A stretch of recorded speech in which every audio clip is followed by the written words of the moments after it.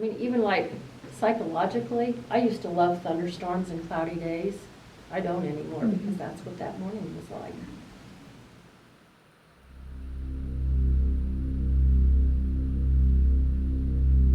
He said, could you help me take the lights off my windmill? She had made a Christmas tree that her and Taylor had always wanted to put up, but were never allowed to do for some reason. So yeah, I'll help you. Got clear to the top, and she says, Mom, would you feel better if you had a handgun? And I said, no, why? And she says, because I can guarantee you right now he's watching us.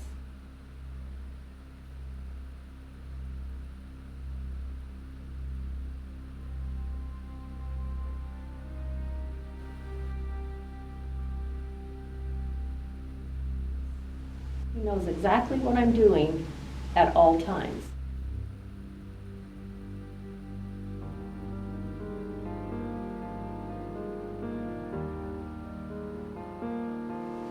Brooke was my firstborn.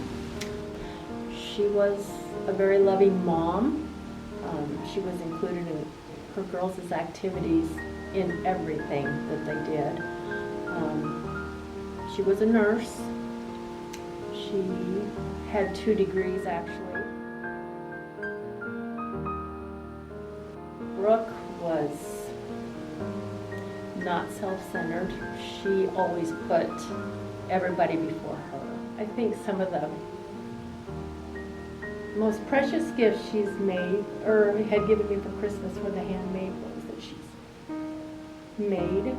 She was a photographer, so she was doing weddings for people. She had just gotten into doing weddings. She was a positive person, always looked for the best in everybody that she met. She never said a bad word about people. She was an avid runner. She ran all the time, and that's where her girls got their love of running. We would go as families to all these small town runs all the time. And we just had a lot of family fun. You know, the holidays were great. Yeah, she loved life.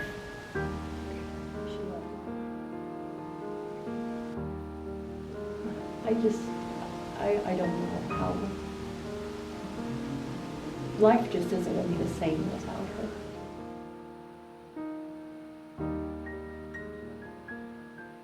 I knew 3 summers ago something was up.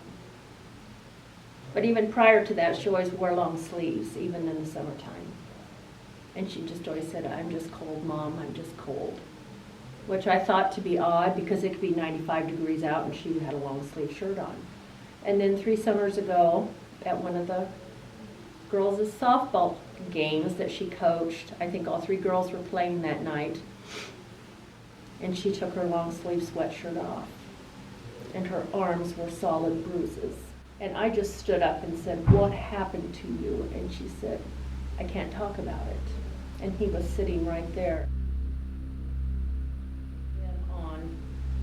I didn't trust him after that. I just didn't trust him after that. She never said anything to us until about 6 months later.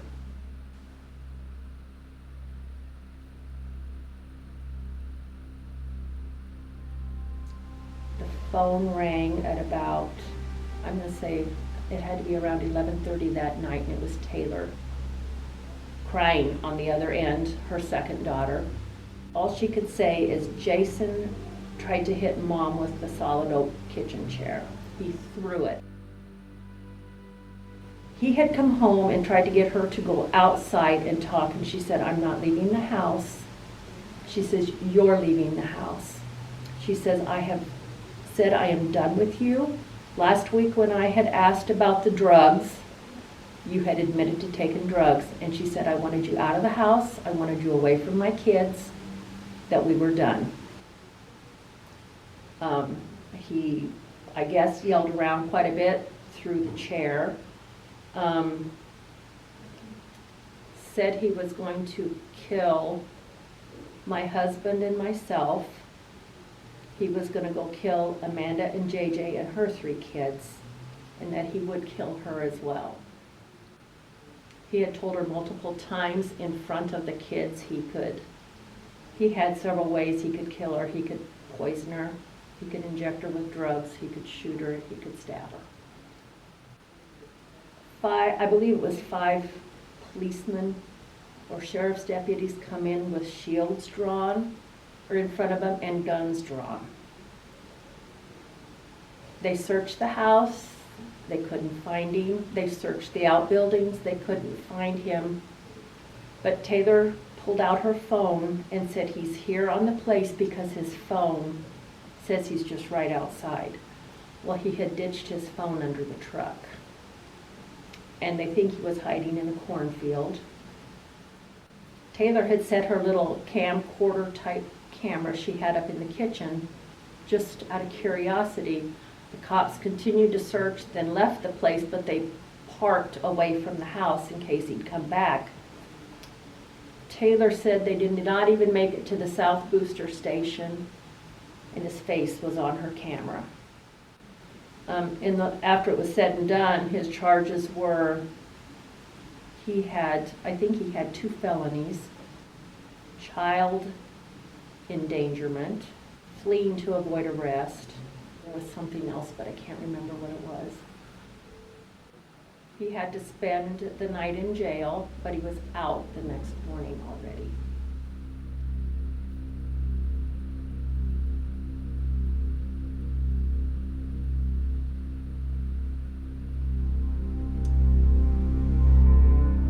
He trashed the house.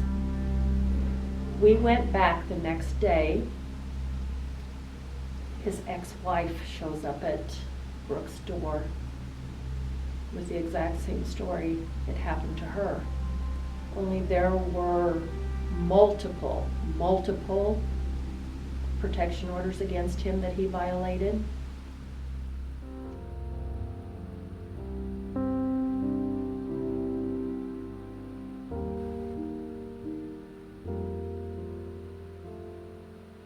After Brooke left to go back home, because we had cleaned up the house, Brooke started painting the house the way she wanted it painted. This was Brooke's house. Brooke bought the house. It was all in her name, but she started doing the little remodeling jobs that he wouldn't let her do.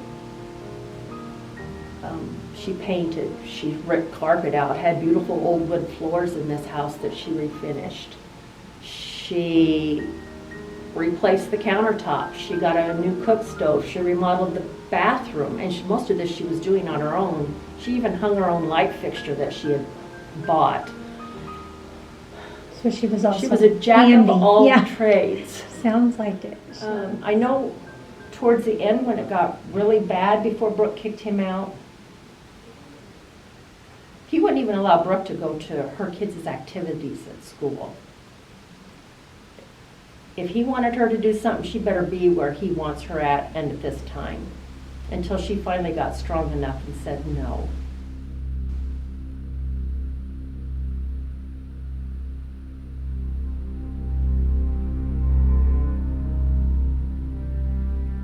I don't know the time frame. It was sometime from the end or the 1st of October till the end of November. He grabbed her and tried to shove her in the truck, and she started screaming. Nichole was home, and she come running out of the house, and he just kind of went like that and pushed her away and said, "What is she doing here? She's not supposed to be here." And she said, "How would you know that?" So right then, Brooke, thinking he has keeping tabs on me somehow. We had put a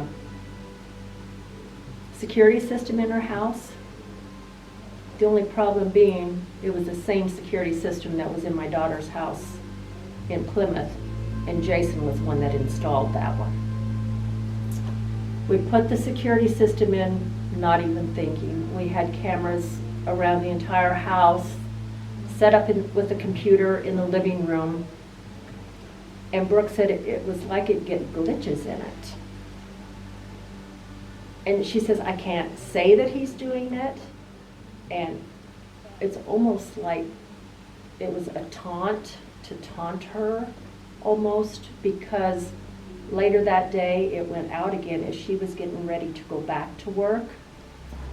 And he met her at the front door. And just like that, it comes on, just like that, it goes off.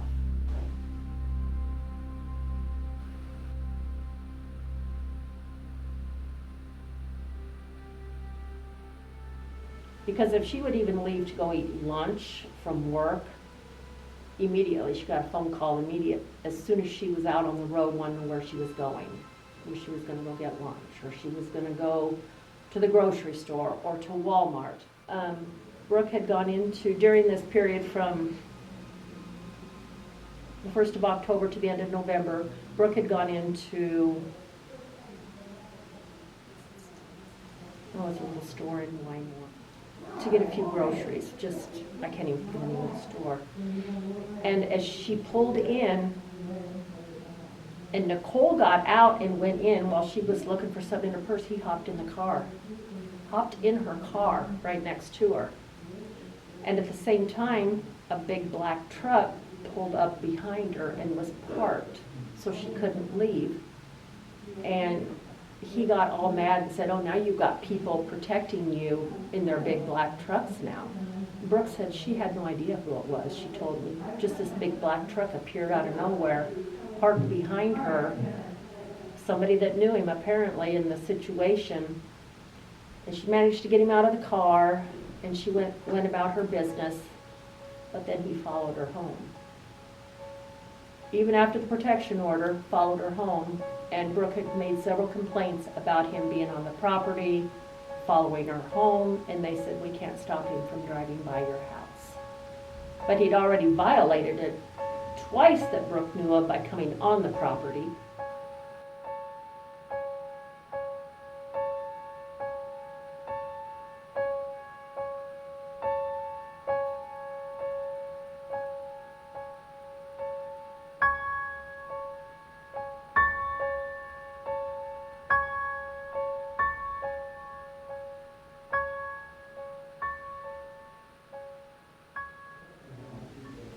I'm going to say about 3 weeks, he kind of left her alone. Christmas time rolled around, and he was supposed to have Nichole Christmas Eve at his mother's. That was the only way Nichole could go, is if she went to his mother's. Andy videotaped. It was probably 15 minutes worth of his stomping around. "I'm going to kill you," pointing fingers, bang, bang. "I'm going to kill you both. I'm going to do," it was just nonstop. And Andy recorded it on her phone, and that got turned in over to the law then. But prior to that, he'd sent her a text message. "You'll never live to see the new year after Christmas." And she kept all that stuff and turned it in, law enforcement. So the second time she turned that in again, there's another felony charge, not only the text message, but what Andy had recorded. They couldn't find him for 2 weeks. And the cops call her. It was about the 15th of January, I suppose they were going to make their arrest that day. Told him if he would drive to Beatrice and turn himself in, there wouldn't be no problem. And that's exactly what he did. In the meantime, he called his mommy. She was there waiting with bail. He didn't even have to go in and spend a night in jail. He was also charged again with 2 more felonies because of those. The video, which to me I thought was enough evidence to really put him behind bars.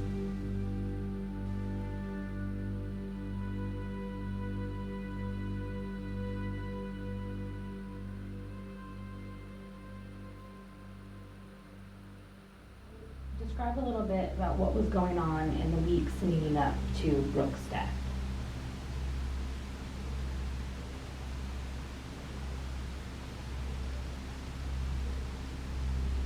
He never contacted her.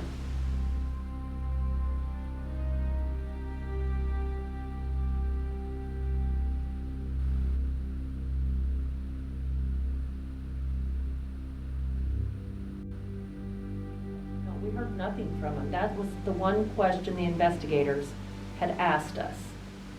And I told him we had celebrated Easter together on that Saturday. the day before Easter, and they wanted to know if he'd come up in anyone's conversation. I said no. I said, it's been good for the last month or so. Why stir up anything? We didn't want to talk about him, and he didn't try to contact the kids until, yeah, that's nothing. We had no contact with him. Okay. Nothing. Okay.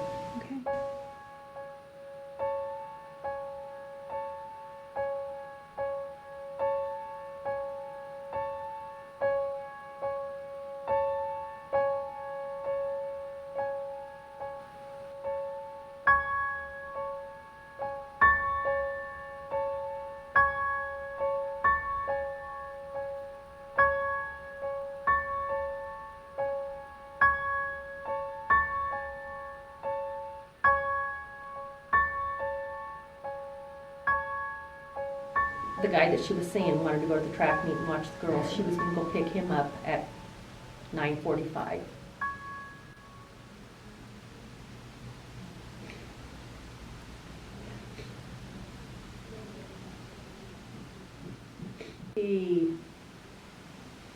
We found Brooke's diary after all was said and done, or her journal that she was keeping.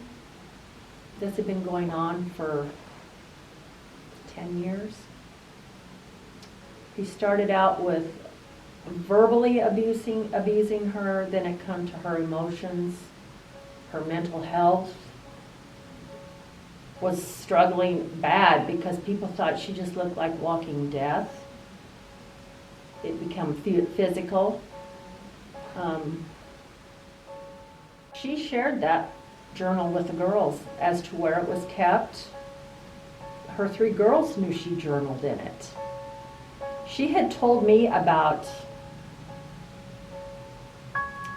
a notebook that she kept, but that was separate from her journal. The notebook that she kept and the calendar that she kept, she wrote down the incidents.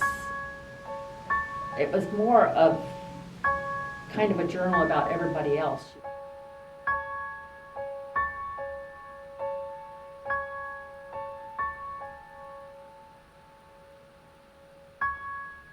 That's why we just felt like things just kept getting pushed off. Why aren't you arresting him? You know, because Brooke had also turned in other Facebook messages, something about her pushing up daisies in the spring. Another one said bang bang to you. Another one said something about all you haters out there, I've got so much more to come that you can hate me forever about.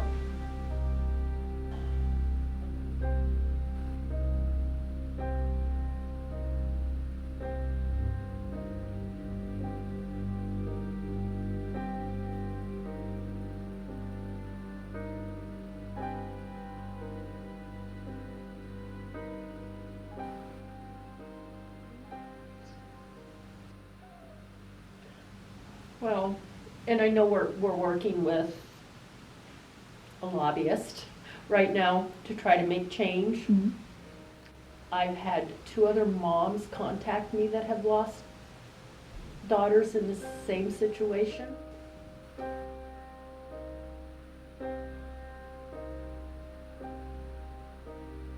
Everybody else in our families had dreams, and she's alive in them dreams, and I haven't even seen her. The only nightmares I have is him coming after me. Yeah. I don't go outside after dark at home. I'm afraid every time in the morning I'm thinking I'm going to step out and he's going to be standing out there because The next question we have is, tell us maybe your most happiest memory of Brooke, with Brooke.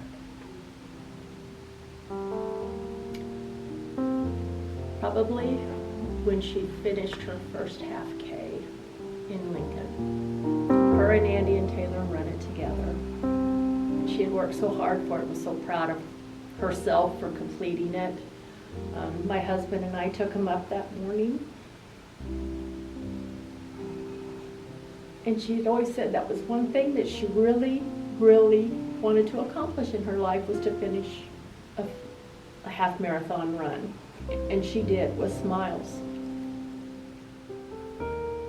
I want her to be remembered that she put her life on the line to not only protect her kids, but to protect his as well.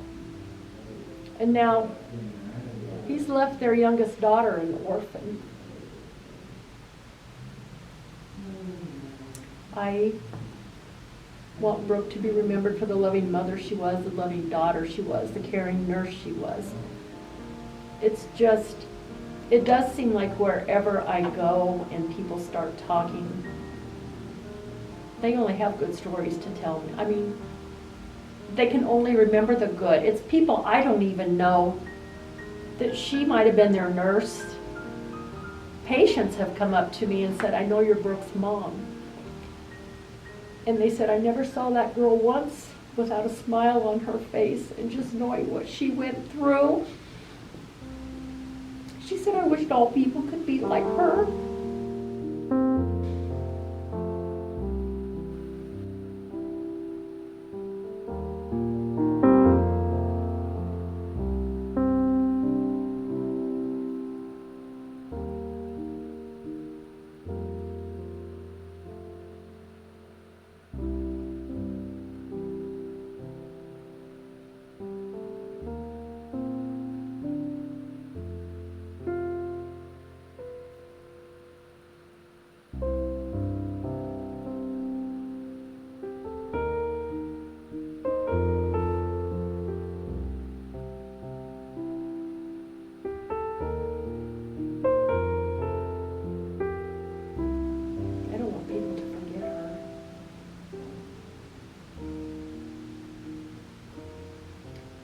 I can't forget her.